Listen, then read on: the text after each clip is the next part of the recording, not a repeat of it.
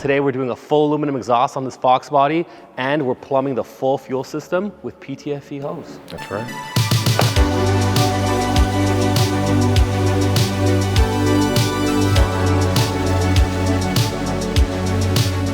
So we are back to the Vibrant channel. Thank you for joining us again.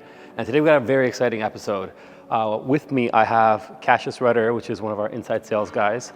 What territories do you cover? I take care of all of Canada except Ontario, Tennessee, Virginia, West Virginia, North Carolina, and Kentucky. Kashus is also a hardcore drag racer. He's been doing this stuff his whole life. His family's into racing. They're huge Foxbody guys, which presents this beautiful specimen over here. This is it. 79? 1979. What's the backstory to this car? How'd you get it? The long and short of it, it was a car I've been longing for since I was about 12 years old. I knocked on the door for years trying to get it. Car sat in the driveway, and eventually, about 4 years ago, I saw it with the plates off of it, went and knocked on the door, and they finally sold it to me for the insanely high price of $200. $200. $200. Canadian. $200. Canadian, which Canadian. is like a couple dollars US, right? It's like $5 US. Yeah, $200. So what have you done to the car before we even get into what we're working on, just to give everyone an idea of what this is? What time do you run with the car? It's gone 1090 at 125 mile an hour in the quarter. Naturally aspirated stick shift. What are some of the things you've done to the car? Aside from the kind of restoration, taking it from a straight 6 to obviously a 5 liter. It has a 302 motor in it now.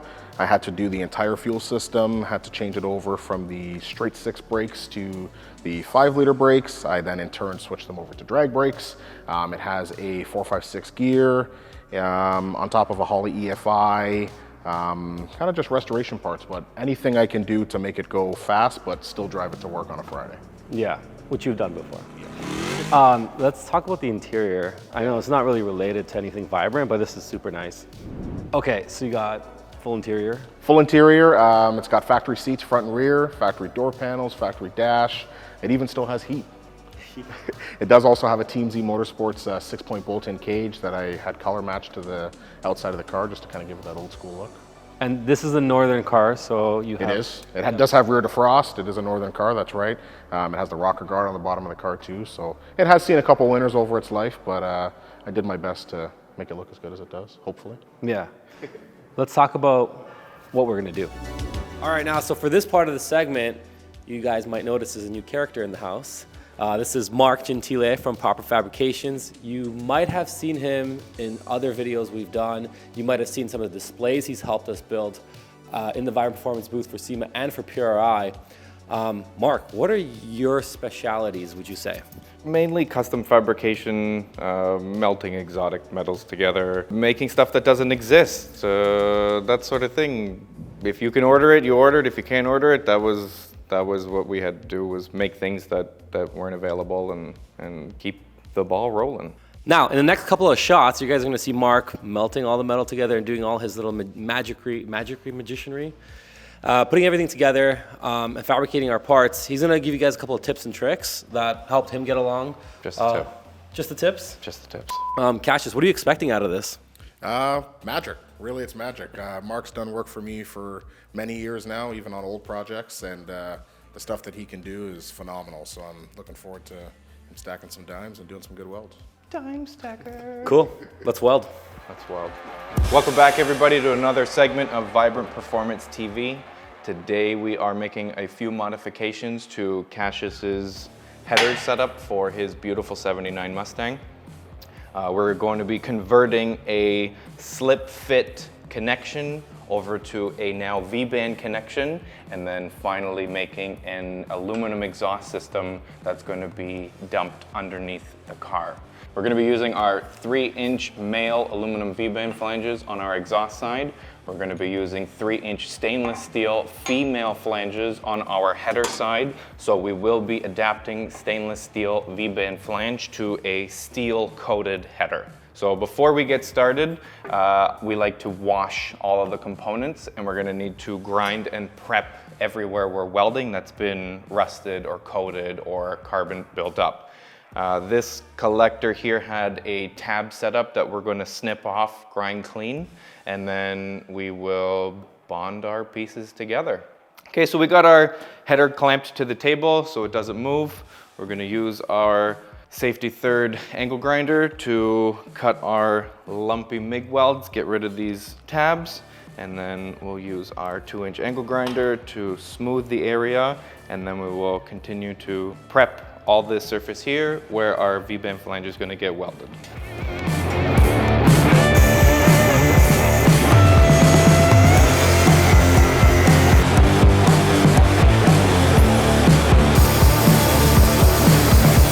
Now we'll switch over to our Scotch-Brite 2-inch pad.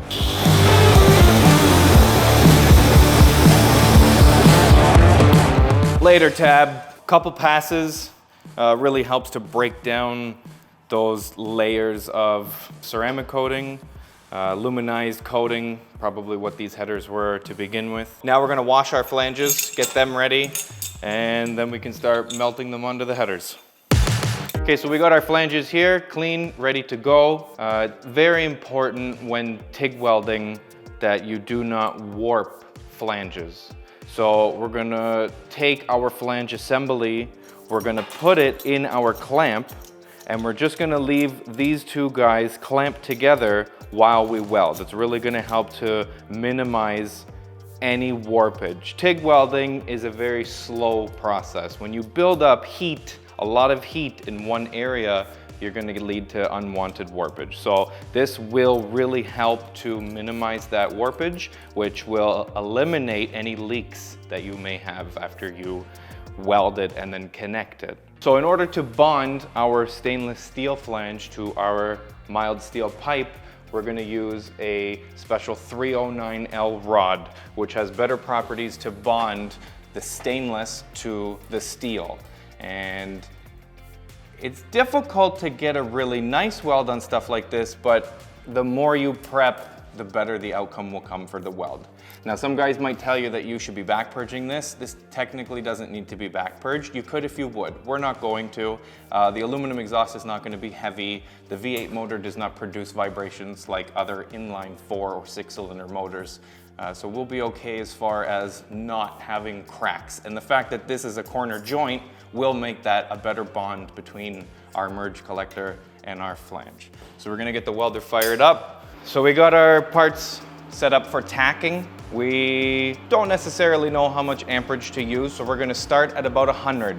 We are using a gas cup, number 16. This is gonna give us lots of argon coverage over the weld area. We have our CFH set to about 35. It has a real nice flow of argon, really gonna help to keep the material shielded. We are using our 309 rod, and we're just gonna start out by tacking in 4 spots opposite of each other, and then we can clamp to the table and begin welding. So let's tack some stuff up.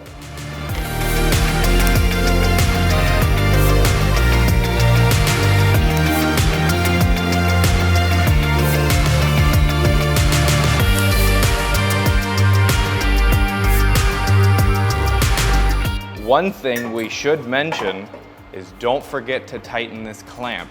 Even though you put the clamp on, if it's not tight, those 2 flanges can still potentially warp.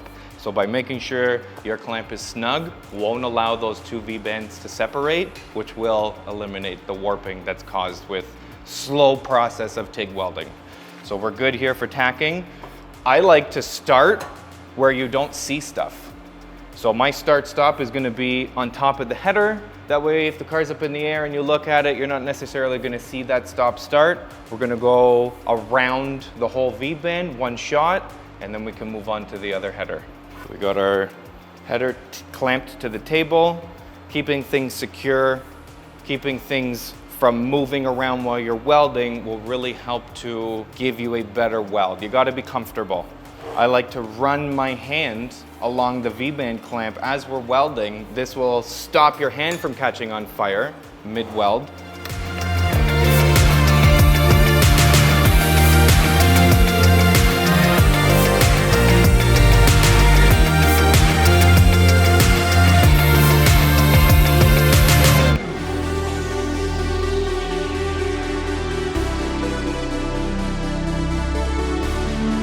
So unfortunately, upon inspection, we happen to notice that a crack has started on this one runner. Somebody's gone and made some clearance here for probably a spark plug. And with heat, expansion, contraction, vibration, this sort of thing can happen. So we're gonna show you our method of fixing a crack, stopping it from spreading, making sure that you pick the right filler material to join this. Now these, again, are only steel headers, so we don't want to go and use a stainless filler because the way that the steel pipe expands and contracts will be different than the stainless. So we're just going to have to unfortunately use some steel filler.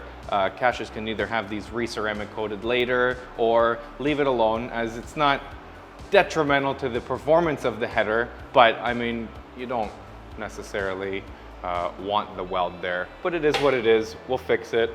So in order to get this to a clean slate, we are going to grind off the ceramic coating. Then we're going to slightly V our crack, and then we're going to go and we're going to fill it one shot, probably with our steel filler wire, and that should be good. Because these are a thinner wall pipe, we don't have to use crazy amperage when we weld it. So we'll probably turn this down to about 50 amps or so. Material that has been used for a while, that has carbon buildup, will naturally degrade and become thinner. So you have to watch your amperage. You don't want to melt this right away. It will be thin to begin with, and then once you go and you clean the surface to be able to weld, you end up with a little bit thinner. So we're just gonna focus our heat and try to fix our guy up here.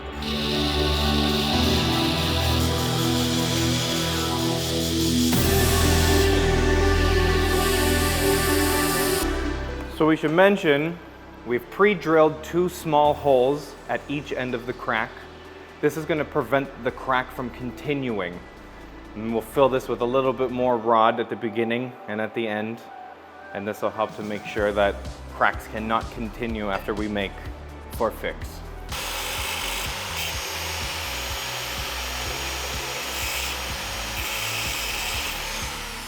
Just a little bit of a groove. Gonna help to get more filler, make the weld stronger, attach to more material. Okay, now that we've got the headers all fixed up, new flanges are on, we can move on to making our underneath portion of the exhaust, which is gonna consist of all aluminum tubing, and Kashus was able to source these vibrant aluminum mufflers. So fairly straightforward on this car. From the header to where the muffler is going to end up is going to be the 3 straight lengths of tubing.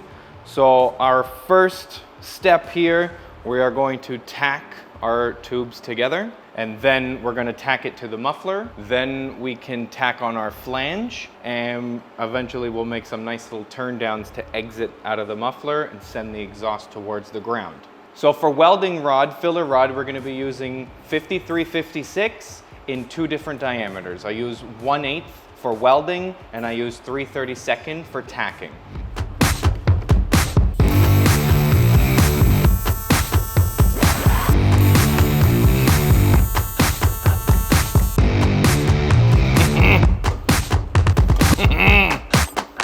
It's a bigger beep.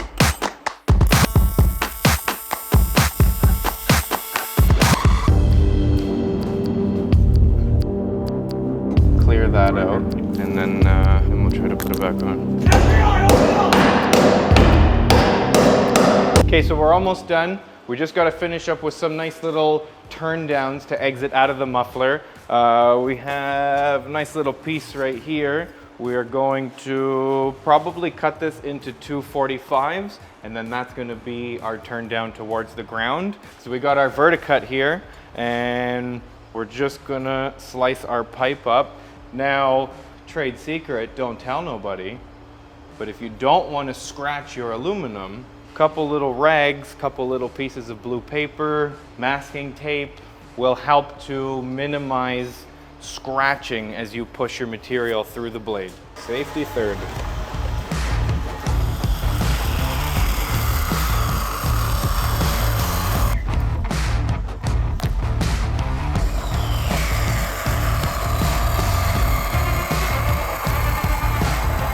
So there we go. 2 nice little turndowns.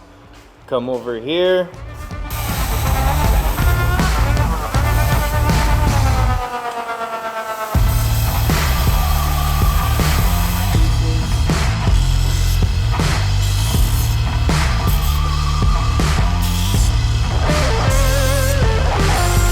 Finish up with removing the burr on the inside of the pipe.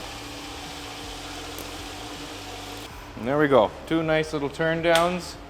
This will help to point the exhaust towards the ground, keep it away probably from the tires, keep it from projecting heat underneath the car, and it'll sound really cool when you hear that pound the ground. Okay, so we got everything mocked up from our header flanges back. We weren't able to do straight pipes, as obviously you've got contours of transmission cross members, floors, drivetrain, stuff like that. But we cheated a little bit, little angle here, little angle there, but we've got good clearance to everybody. This is super light. You can grab both exhaust pipes and lift them up no problem. So we're not gonna have too much of an added weight issue. Our final operation involves 2 nice little turndowns. This will keep the exhaust away, the heat away from your rear end, as well as keeping anything away from the front of your tire. You don't want any fluids or any mishaps to go in front of the rear tires. So this is looking pretty good. We can take this off now, weld everybody up. Last thing will be to make 2 hanger rods. We're gonna bend up some aluminum rod and weld it on the car to here, and then this boy will be finished.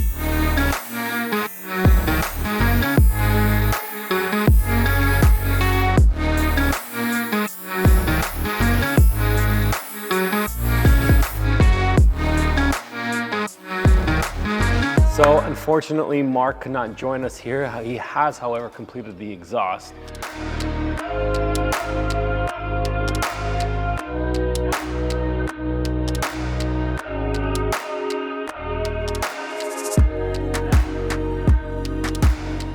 He had to run back. He's got family.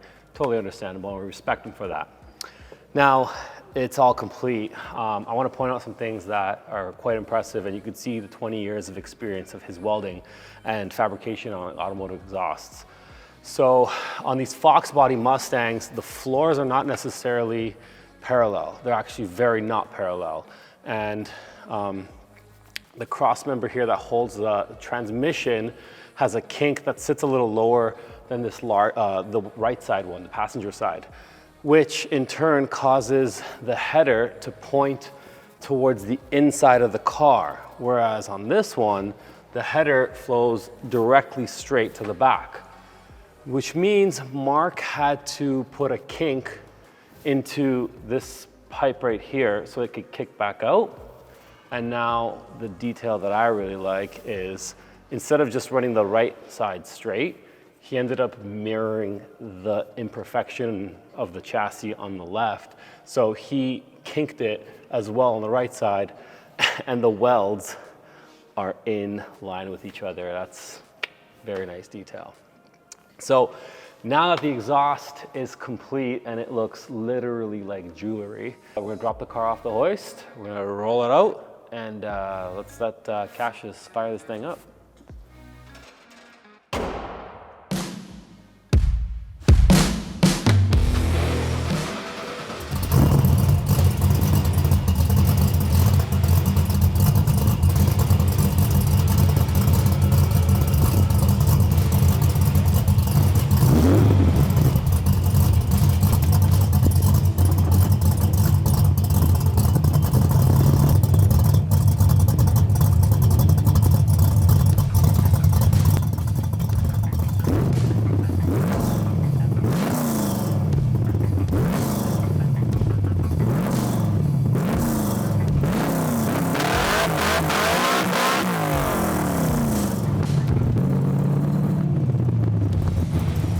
Sounds good.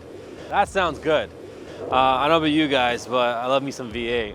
No, but in all honesty, want to say a big thank you to Mark for coming out and helping on all the exhaust work, taking time out of his day in order to make this happen and joining us and providing his great insight in this video. Now that the exhaust is done, we're gonna put this car back in the shop actually. Kashus is gonna do a full run through of his fuel system and how he's gonna rebuild it using PTFE line and hose. Now, there's not a lot of great resources on these videos out online, so we're gonna show you guys how to do that and what's the right way of doing it and what parts you should be using to do a proper PTFE fuel system so you can run 85, meth, alcohol, whatever you want. Make sure you like, subscribe, comment below if you have any questions. We'll happily answer. And we'll catch you guys on the next one.